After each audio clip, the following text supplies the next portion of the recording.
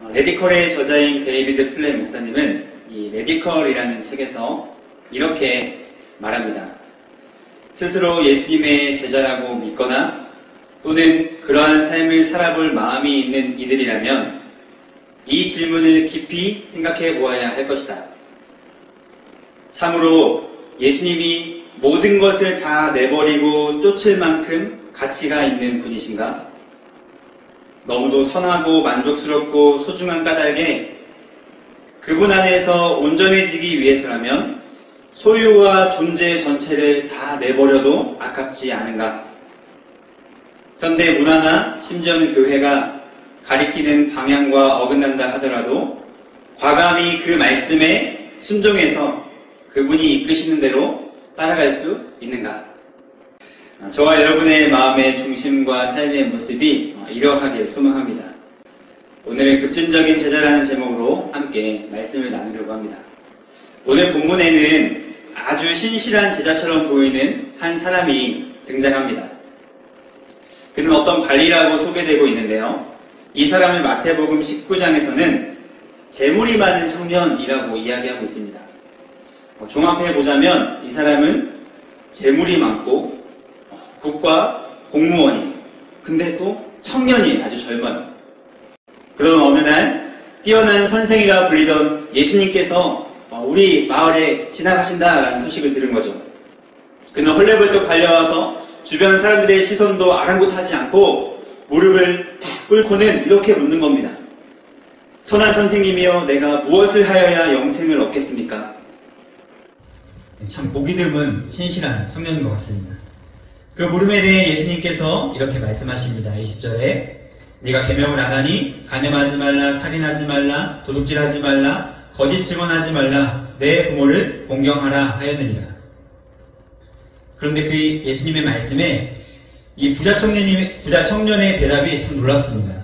21절에 여짜오되 이것은 내가 어려서부터 다 지켰나이다. 보통의 신앙의 열심과 헌신 가지고는 예수님 앞에서 이렇게 고백하기가 쉽지 않을 겁니다.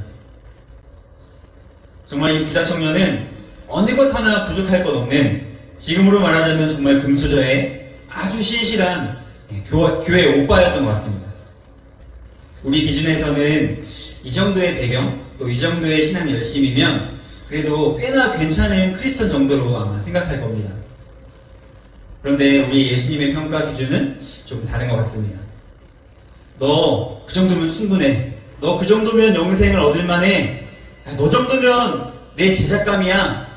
이렇게 말씀해 주시면서 좀 격려해 주실 만도 한데 우리 예수님은 그가 아직 한 가지 부족하다라는 거예요. 그러고서는 정말 따르기 힘든 명령을 하십니다.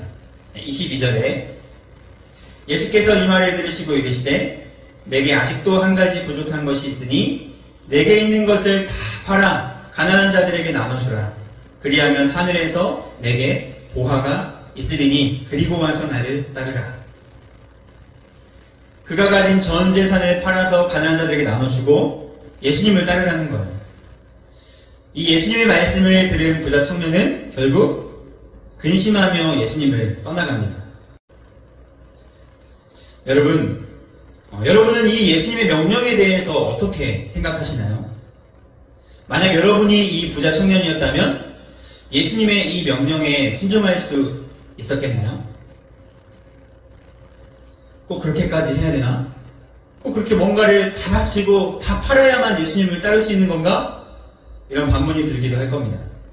그런데 이러한 모든 이성적인 생각과 논리들을 차치하고 정말 중요한 것은 오늘 예수님께서 부자 청년에게 명령하신 것처럼 똑같이 나에게 주님이 정말 명령하신다면 그것이 정말 부인할 수 없는 예수님의 명령이었다고 한다면 나는 그 명령과 음성에 순종할 마음과 자세와 태도가 있는가 하는 것입니다.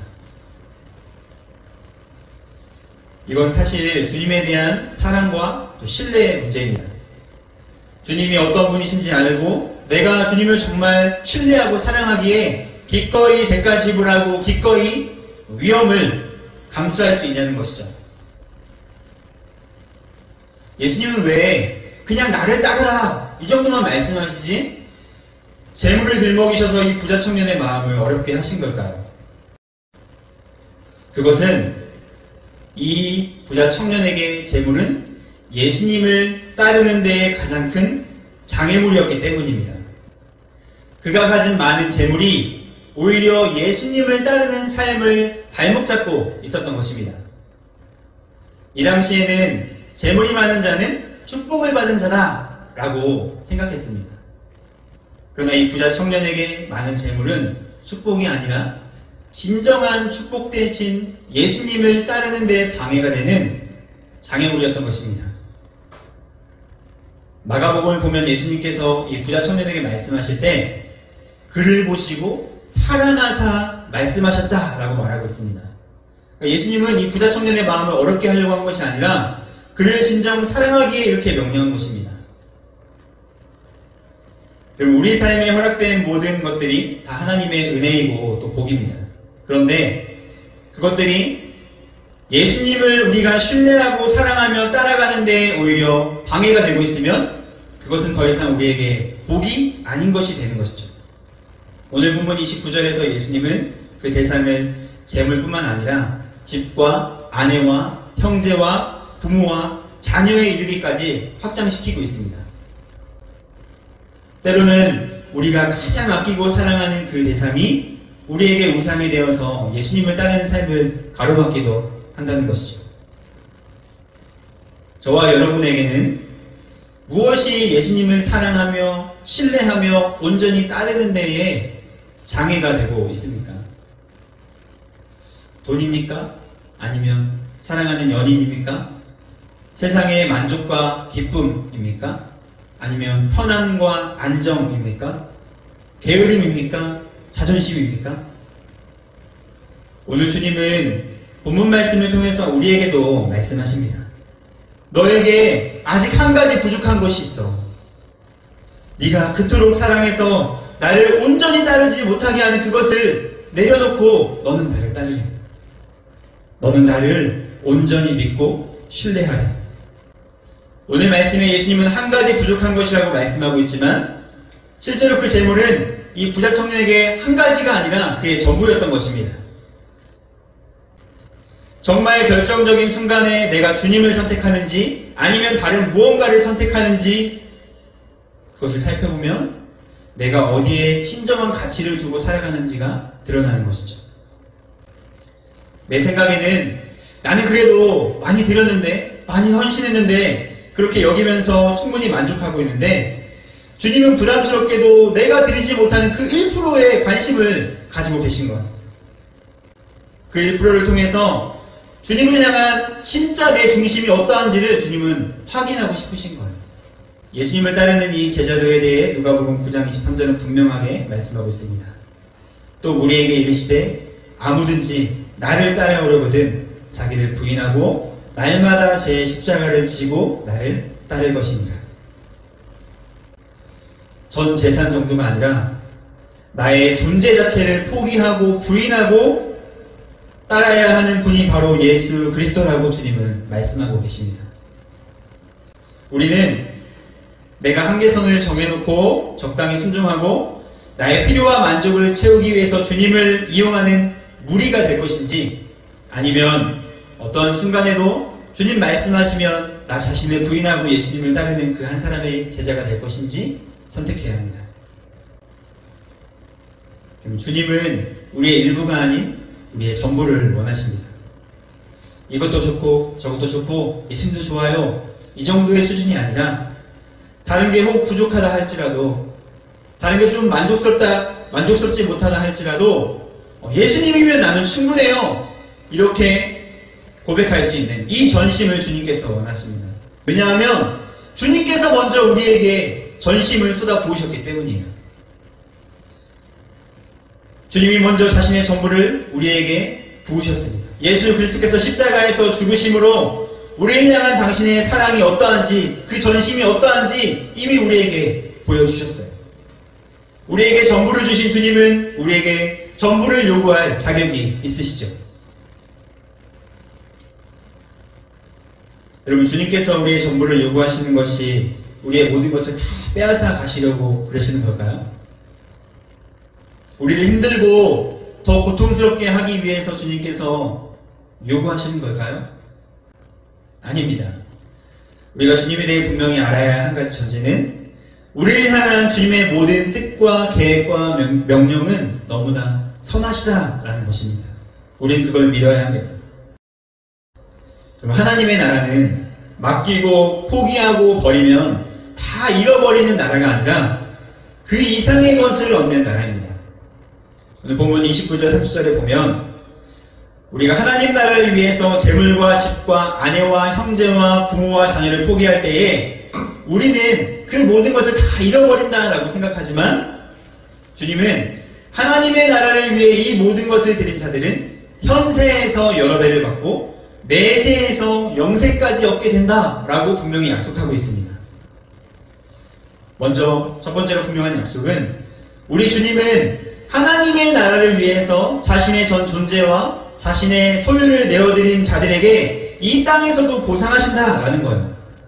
마크 존스라는 신학자는 선행과 상급이라는 책에서 하나님에 대해서 이렇게 표현합니다. 하나님은 기다렸다가 천국에 가서 다 받으라 라고 말씀하시는 구두쇠가 아닙니다. 하나님은 지금 여기서 상과 복을 주십니다. 아버지이신 하나님은 자기 자녀의 성실한 순종에 상 주지 않고는 베길 수 없는 분이기 때문입니다. 맞습니다. 여러분, 우리의 아버지이신 하나님께서 원하시면 이 땅에서 눈에 보이는 상급을 얼마든지 주실 수 있으십니다. 또한 두 번째로는 이 말씀엔 하나님의 나라를 위해 자신의 것을 포기하고 헌신한 자들에게는 하나님 나라의 새로운 부요함이 주어진다라는 의미입니다. 우리가 하나님의 나라를 위하여 드리면 하나님의 나라라는 새로운 관계 속에서 우리는 여러 배의 집을 얻을 수도 부모를 얻을 수도 형제들과 자녀들을 더 풍성히 얻을 수도 있다는 것이죠. 이것이 하나님의 나라를 살아가는 자들이 이 땅에서 누리게 되는 복입니다. 우리가 천국에 가서 누릴 수 있는 놀라운 보상과 영광을 이 땅에서 하나님의 나라를 살면서 누리고 맛볼 수 있는 것이죠. 그리고 무엇보다 주님은 이 현세에서의 보상뿐만 아니라 부자 청년이 구했던 그 내세에서의 영원한 생명까지 우리에게 주신다라고 약속하고 계십니다. 혹 우리에게 앞서 말했던 이 세상에서의 보상이 주어지지 않는다 할지라도 우리에게 가장 큰 보상이신 영원한 생명 예수 그리스도를 얻게 되는 것이죠. 모든 것을 얻어도 그리스도를 잃으면 다 잃은 것이고 모든 것을 잃어도 그리스도를 얻으면 다 얻은 것이다. 여러분, 앞으로 우리가 예수님을 믿고 따르려고 할 때에 아마 더더욱 대가 지불이 요구될 것입니다.